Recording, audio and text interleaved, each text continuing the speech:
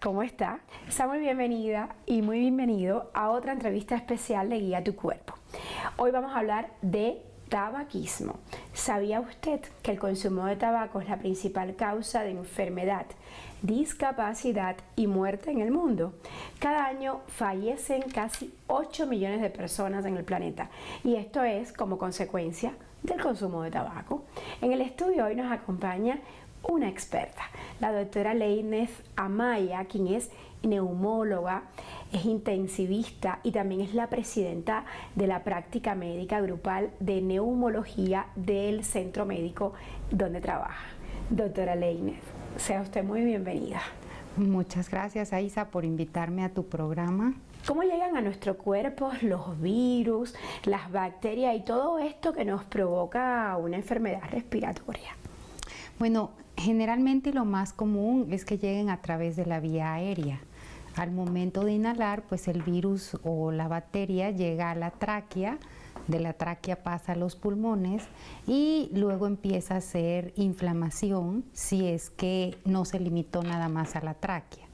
Entonces hay varios mecanismos de entrada, también hay otro mecanismo que es a través de la vía hematógena, que viene desde un foco infeccioso. Por ejemplo, si tienes una infección urinaria, pues de ahí puede viajar la bacteria, el hongo o el agente agresor e instalarse principalmente el pulmón, porque la mayoría de las infecciones tienden a llegar inicialmente al pulmón, independientemente de dónde sea el origen. Y cuando tenemos dolor de garganta, moquitos y tos, ¿hay que ir al médico o ya sabemos que podemos tomar cierto medicamento o mucha agua, que es lo que también te dicen los médicos? ¿Qué es lo preferible? Lo preferible es no automedicarse. Lo preferible es que cuando empieces con los síntomas busques ayuda. Si tienes un síntoma de vía aérea alta, que es lo que tú estás describiendo, pues busca ayuda. Inicialmente puede ser un médico de confianza, no necesariamente un especialista, para tratar de frenar el proceso. Aunque el cuadro sea viral, hay que saberlo tratar. ¿Cuáles son las enfermedades respiratorias crónicas más frecuentes? Pues las más frecuentes son las que origina el tabaquismo, las que origina el humo, ya sea de primera mano o segunda mano. Las crónicas está la EPOC, que es una enfermedad pulmonar obstructiva y que abarca un abanico de enfermedades, entre esas la bronquitis, el asma y el enfisema pulmonar. Entonces, cuando se habla de EPOC, en realidad la gente lo asocia más con enfisema o con enfermedad por cigarrillo. Pero también la bronquitis Pero es también una la EPOC. bronquitis, especialmente la bronquitis crónica. ¿Y la bronquitis debe tratarse con urgencia? Debe buscarse ayuda a tiempo porque una bronquitis aguda puede complicarse y causar daño a la vía aérea porque puede obstruir los bronquios y causar insuficiencia respiratoria. ¿En qué se diferencia la bronquitis de la neumonía? Okay. La bronquitis es un cuadro agudo desencadenado por un virus en el que aquí lo que ocurre es que cuando el virus llega a la vía aérea causa un proceso de inflamación, obstruye los bronquios, pero no causa gran inflamación pulmonar. El mecanismo es más a las vías aéreas grandes, que son los bronquios, que son los que conducen el aire y llega a los alvéolos. Hasta ahí más o menos es el mecanismo de bronquitis y el proceso es más que todo obstructivo. Cuando tenemos un problema diferente, por ejemplo como neumonía, acá el mecanismo es diferente. Acá lo que hay más que todo es inflamación desencadenado por el agente agresor, virus, bacteria, hongo, y la inflamación es a nivel pulmonar, a diferencia de la bronquitis que es a nivel bronquial. Entonces son dos mecanismos que desencadenan enfermedad, lo hacen de manera diferente, pero que puede también tener consecuencias catastróficas si no te tratas a tiempo. Doctora Leyneth, a veces existe la percepción de que a raíz de la pandemia se han incrementado los virus, las bacterias o que más personas se están contagiando de estas cosas, de virus y bacterias. ¿Usted tiene la misma sensación o es un dato erróneo? Bueno, yo creo que sí puede ser viable. Puede ser viable porque no sabemos en realidad esta enfermedad que tanta catástrofe dejó. No sabemos qué tanto cambio hubo a nivel del DNA y qué tanto afectó el sistema inmune como para ser predisponente a desencadenar nuevas infecciones. Lo que sí es cierto que en mi experiencia hemos visto virus en esta temporada que no se veían antes de la pandemia y que están ocasionando cuadros respiratorios graves. Pero también influye mucho algo que yo creo que es uno de los factores más importantes, y es que en la pandemia estuvimos todos encerrados y estuvimos usando cubreboca mucho tiempo y no nos exponíamos. Ahora ya somos más libres, ya no usamos cubrebocas y entonces somos más susceptibles a otra vez enfrentarnos a enfermedades virales. Pero sí puede ser que hay un factor del sistema inmune que se alteró y que está desencadenando que seamos más susceptibles a nuevas infecciones respiratorias, y inclusive yo diría que a eventos un poco más agresivos que antes de enfrentarnos a la pandemia. Definitivamente un poco más agresivo. Y se lo digo por lo que cuenta la gente con la que uno habla en la calle, en la escuela de tu hija, etcétera, etcétera, y todo el mundo te dice, estoy enferma, estoy afónica como yo, no puedo respirar bien, ando con tos y con mocos desde hace no sé cuántas semanas. Eso no lo escuchaba antes. Sí, los cuadros duran más. La tos cuesta más quitarla. Son virus que antes no ocasionaban broncoespasmo, que es lo que el silbido en el pecho, como cuando eres asmático. No necesitas ser asmático para tenerlo, solo basta que tengas una infección por este virus. Y sí lo ves y terminas en el hospital teniendo 25 años, cuando eso antes era muy poco común. Si no tenías factores de riesgo para asma, no pasaba, pero ahora puedes no ser asmático y tener una infección viral que te ocasione broncoespasmo serio. Definitivamente. Y bueno, nos llega una pregunta a la cuenta de @isaentrevista, que es la cuenta oficial de nuestro programa, y nos dice, doctora Leyneth, ¿de qué manera tener infección en la garganta afecta ojos y oídos? No es una afectación directa. Los cuadros virales o bacterianos desencadenan un cuadro que es en conjunto, así como los ojos, los oídos y la garganta se ven físicamente, pero por dentro tenemos una comunicación. Está muy conectado. Exacto, hay mucha conexión y somos un todo. Nos conectamos del pelo a los pies. Entonces no hay una cosa que se separe de la otra. Entonces acá, cuando tenemos una afección en la garganta, el virus va a causar, o la bacteria, síntomas en los diferentes sentidos, porque están comunicados entre sí. Y el moco se comunica a través de orificios que hay en la cara, a través del oído, porque también, por ejemplo, si nos metemos a una piscina a bañarnos o a nadar y cerramos la nariz, se nos van a tapar los oídos. Entonces somos un sistema, somos un conjunto, somos un todo, y que se suman a la hora de estar enfermos.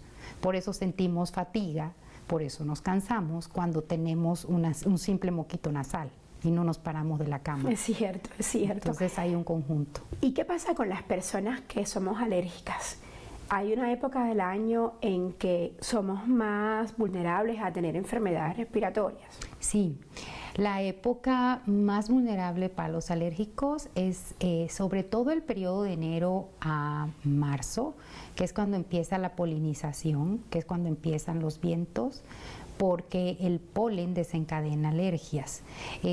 También si un paciente es alérgico y le da un virus en temporada de virus, que generalmente la temporada de virus en Ciudad de México empieza en octubre y se acaba por allá marzo o abril, lo más común, sobre todo por la exposición al frío, ahí hay mayor predisposición a de que si tienes una alergia respiratoria, la infección te dé con síntomas más agresivos a que si no tienes alergia. Entonces hay que saber diferenciar bien si tengo un cuadro alérgico o infeccioso para tener muy claro el tratamiento.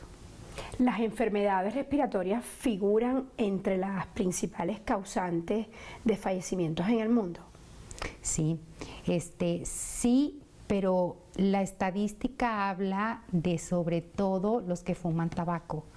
Los pacientes que fuman tabaco y que, el tabaco se relaciona con las principales causas de muerte, que son 8 a nivel mundial, y es la primera causa de muerte prevenible. ¿Qué te quiero decir con esto? El tabaco es un factor de riesgo para que de todas las causas posibles de enfermedad y de gravedad sea un influenciador directo de que el paciente fallezca. Gran parte de nuestro programa está dedicado al tabaco, pero yo quería que usted nos pusiera un panorama más completo sobre el tema de las enfermedades respiratorias para luego caer ahí. Le prometo que vamos a hablar del tema. Ahora bien, hay otras preguntas que nos han llegado a las redes sociales, a programas como @telesurenglish, que es nuestro canal en inglés, y nos preguntan, por ejemplo, si es verdadero o falso que después de planchar no se debe salir a la calle. Si es verdadero o falso que después de bañarse con agua caliente no hay que entrar a un cuarto, una habitación con aire acondicionado. Y si es verdadero o falso que no se debe salir a la calle después de lavarse el cabello en los países fríos, con clima frío. Estoy de acuerdo con todo eso. Sí hay que bañarse, pero hay que tratar de abrigarse. Si tu baño es muy frío, de preferencia ponerte una bata antes de salir de la regadera. Y en cuanto al cabello húmedo, te lo secas. Pero salir y quedarte todo el día con el pelo húmedo en un clima frío, eso predispone más a la hipotermia de tu cuerpo. Y cuando el cuerpo entra en tu hipotermia, tu sistema inmune es muy lento. Es una buena explicación. Doctora Lainez, usted nos ha insistido mucho en el tema de tabaquismo. El día de hoy nos ha dicho que el tabaquismo es la principal causa de fallecimientos en el mundo. ¿Qué contiene el tabaco, el cigarro y como querramos llamarle, qué químicos contiene que lo hace tan dañino al cuerpo? El tabaco contiene aproximadamente 70.000 productos químicos, de los cuales el que más tiene es nicotina y por eso se genera una adicción. También tiene hidrocarburos poliaromáticos. De hecho, te voy a comentar algo, hay estudios experimentales en donde se le ha inyectado estos hidrocarburos a ratas y por la vía aérea y se documenta cáncer experimental. Qué fuerte. Entonces tiene tantos productos químicos, tiene muchos, pero los componentes más importantes y los que se han relacionado con cáncer son esos. Vamos a seguir hablando de los riesgos del tabaquismo cuando regresemos de una breve pausa. Ya volvemos, estén atentos.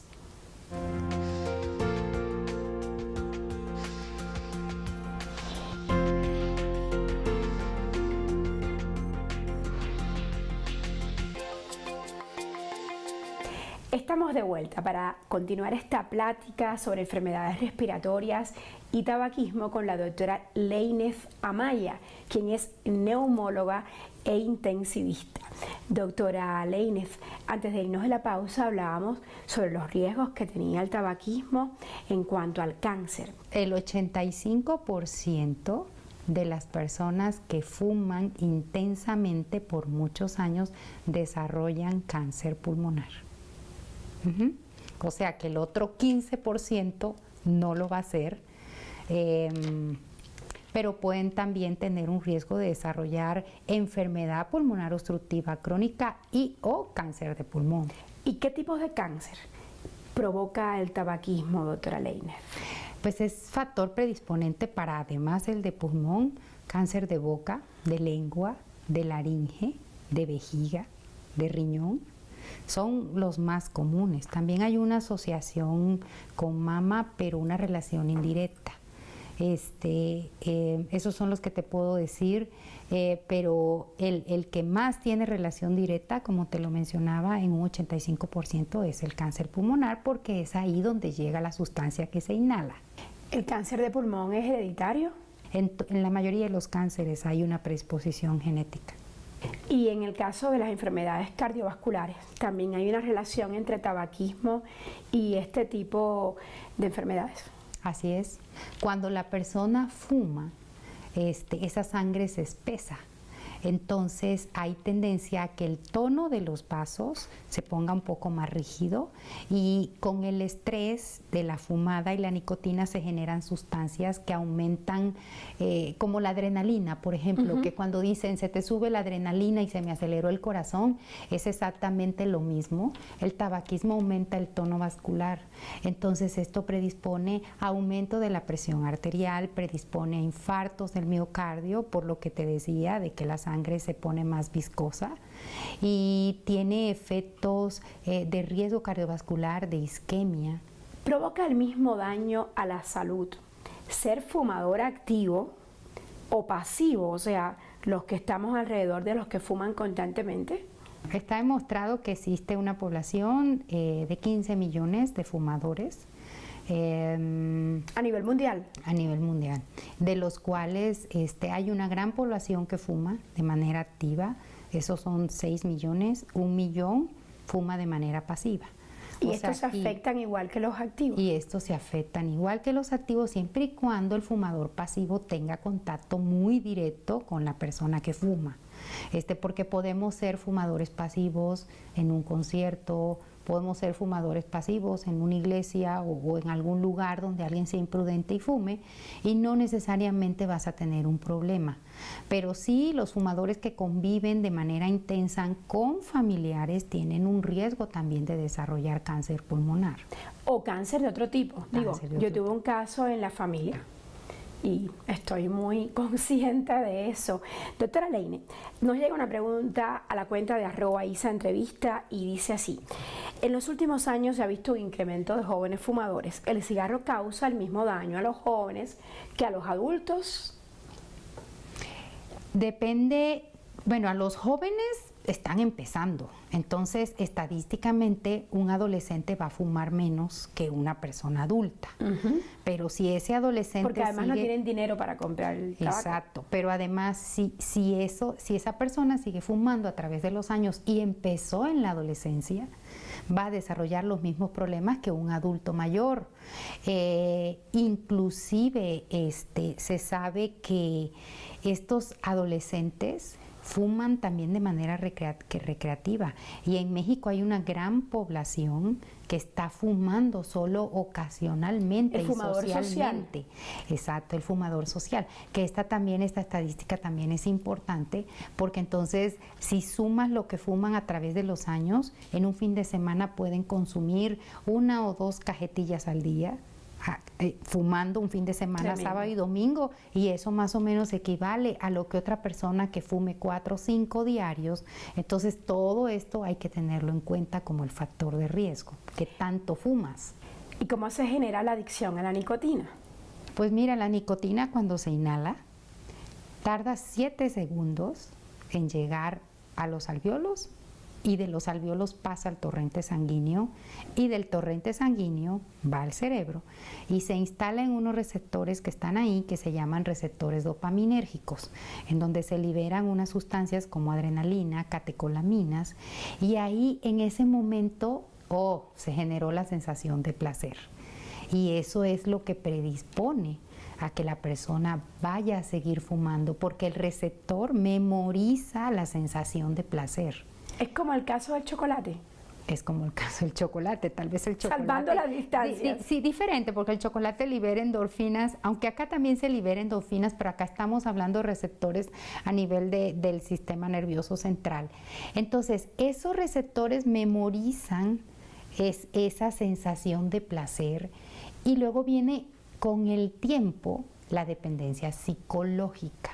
Y la avidez por consumir más, es exactamente como una droga, y la avidez por querer y querer un cigarrillo más. Entonces, esto es lo que hace, es esa instalación, digámoslo así, de la nicotina en el receptor, lo que hace que lo sense como esa sensación que el cuerpo busca de placer. Entonces empiezas a fumar más y más y más, y es cuando se convierte en una adicción, inicialmente física y luego dependencia psicológica, porque también quiero tener el cigarrillo en la mano, lo asocio al cafecito con la amiga, lo asocio para ir al baño, me lo han dicho pacientes, ¿sí? Entonces hay unas asociaciones extrañas, pero el punto es que ya se convierte en la necesidad de fumar. puede producir síndrome de abstinencia al dejar de fumar.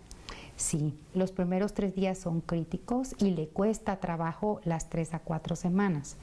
Y empiezan síntomas de ansiedad porque es una adicción y la adicción genera síntomas de abstinencia. Ansiedad, irritabilidad, nerviosismo. La ansiedad genera que aumenten las ganas de comer y que también aquí hay un punto muy importante. También las ganas de comer se asocia a que el fumador disminuye la sensibilidad en las papilas gustativas. Entonces les quita el gusto.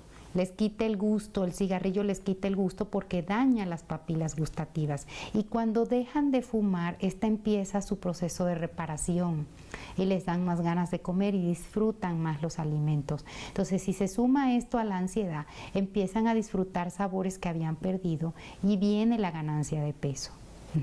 Y también viene la insidia. La insidia es cuando desesperadamente tienen la necesidad de fumar. Eso se llama insidia. Doctora, ¿y qué me dice de los cigarrillos light? ¿Estos también hacen daño como los no light? Bueno, los cigarrillos light se llaman light, pero no son tan light. Porque tienen menos cantidad de nicotina, sí. Pero lo que se ha demostrado desde que se sacaron al mercado es que primero tienen mentol. Y el mentol es una sustancia que lo que hace es que en el pulmón retiene el monóxido de carbono, entonces lo elimina más lentamente. Interesante. ¿Y qué pasa? Como tiene menos nicotina y el paciente que fuma tiene la necesidad de más nicotina porque hacen tolerancia a la misma, entonces lo que se ha demostrado es que hacen inhaladas más profundas o jaladas más profundas al momento de respirar. Y se ha documentado que cambió el patrón del cáncer. Porque entonces esa inhalada llega a partes más distales del pulmón y ya el cáncer pulmonar se empieza a localizar más en las partes periféricas del pulmón que antes se veía un poquito más central. Entonces, ¿peor el cigarro light? Es peor porque genera más confianza, la calada o la inhalada es más profunda. Ahora, ¿qué me dice de los vapeadores que están tan de moda? Hace mucho daño, tanto como el cigarrillo. ¿Por qué? Porque está compuesto por varias sustancias que también puede tener el cigarrillo, pero en menor cantidad.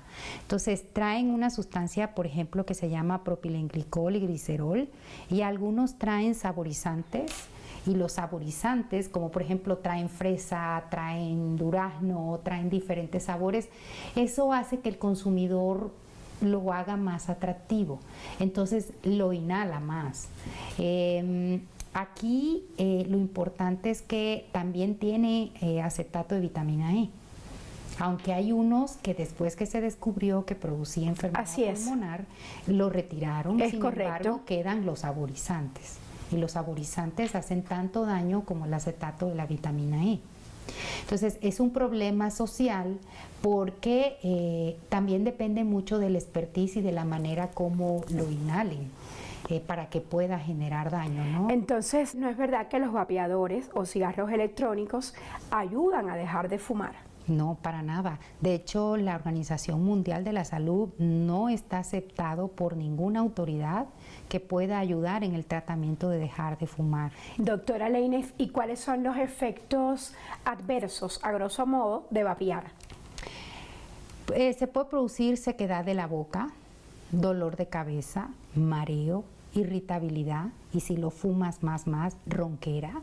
Ahora, se descubrió que le quitaron la vitamina E al vapeo. Y le pusieron los saborizantes. Pero quedaron los saborizantes. Pero hay pacientes que lo presentaron solo con los saborizantes.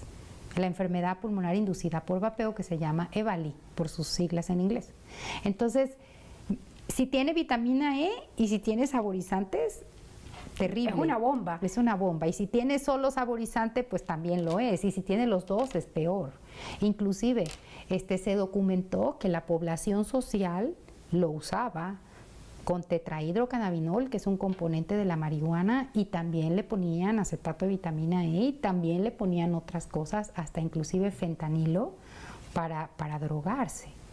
En el mercado cada quien hacía su preparativo, ¿no? En el mercado negro cada quien hacía su preparativo. Entonces, gravísimo todo eso. Gravísimo todo eso. El 25% de la población adolescente está vapeando entre 12 y 17 años. Esas son estadísticas mexicanas. ¿Y qué porcentaje está fumando? Aproximadamente el mismo. ¿Y qué es peor, fumar un tabaco que vapear? Las dos cosas. No hay nada peor porque los dos son peores. Los dos son peor. Yo y todos los neumólogos estamos convencidos, al pulmón solo le debe entrar aire. ¿Nos hace daño el aire contaminado de Ciudad de México? Sí. Con ese no podemos a menos que nos cambiemos de ciudad. Pero al pulmón solo le debe entrar aire. Todo lo que entre ahí daña los mecanismos de defensas. Los vellitos que tenemos en la nariz se llaman vibrisas y desde ahí empieza nuestro mecanismo de defensa. El moco es un mecanismo de defensa porque atrapa la mugre, todo lo que va del ambiente, micropartículas de micras. Doctora, tenemos que despedirnos en el programa, pero me gustaría antes preguntarle cómo podemos cuidar, qué usted nos sugiere para que cuidemos nuestro sistema respiratorio. Bueno, lo más importante es, si sabes que tienes factores de riesgo que te puedan generar enfermedad, adultos mayores, enfermedades crónicas, y vas a estar en lugares masivos de gente, ponte un cubrebocas. Si ves que hay alguien que está enfermo cerca de ti, ponte un cubrebocas. Pero lo más importante es reforzar tu sistema inmune durmiendo bien, hidratándote bien, abrigándote bien, evitar exposiciones a cambios de clima. Y una alimentación sana que te refuerce tu sistema inmune. Yo creo que eso es lo más básico. Somos seres humanos y no vamos a evitar que nos enfermemos de ciertos virus. Eso es imposible, sí, eso no es real. Expuestos. Pero si nos cuidamos un poquito más con todas estas medidas, pues la libramos un poquito más. Muchas gracias, doctora Leynef Amaya, por estar hoy con nosotros. Gracias. Ya lo sabe, la OMS dice que el tabaquismo es una epidemia y al mismo tiempo es una de las mayores amenazas para la salud pública que ha tenido que afrontar el mundo. Tome nota. Y recuerde lo que dijo la doctora Leynef Amaya, que también el fumador pasivo, o sea, la persona que está cerca del fumador activo, pues se ve afectado por el humo del tabaco. ¿Y de qué manera? Hasta cáncer le puede dar. Regresamos en 7 días. Para mientras, escríbanos a nuestras redes sociales. En Twitter nos encuentra como @ISAEntrevista y en TikTok como @AISATelesur. Cuídese mucho y ámese más.